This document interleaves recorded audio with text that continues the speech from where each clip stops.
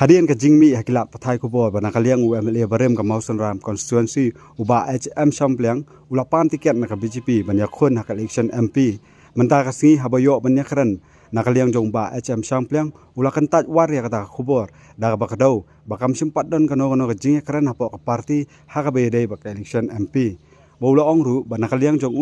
umpat don ya kano jingmut lane ka jingi kran ban pen kre ya la di ka banya khon hak election MP ke news channel jong batesi ba kaladon ba ong ba ngapan ya ka tiket na ka BJP bangan yang ya ka MP election nga sikwa ban pensyai kum ni ba keempat don AA kum kata kajing pan tiket na kaliang jonga ban yakun ya ka MP election na ka parti BJP but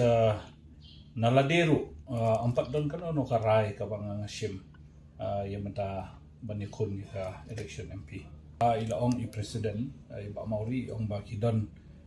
sa arnut laingut kita kibalok aspirant kibakwa banikun ka MP election dia kata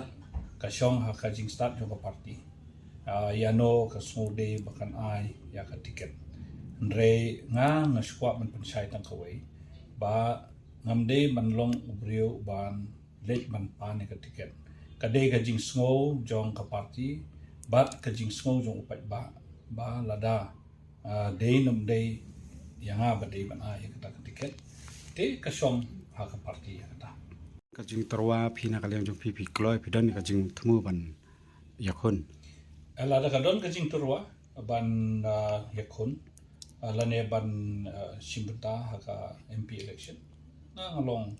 bakloi ban sim na marungi don kam ban sakri ya kali ka state jungi pai ka jai bru jungi namar ba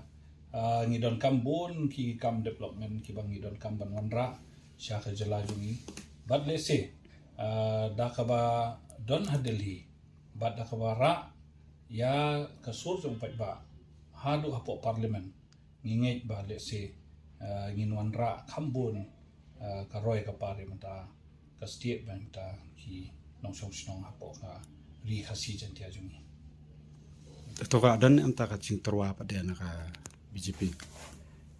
pat don ni mentangi pat discuss hadu menta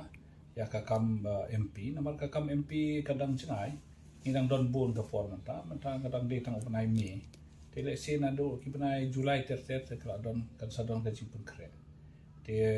menta hadu menta mener empat don kan ono ka jing lang hapo ka party office ban penbet ya kata ka kam election MP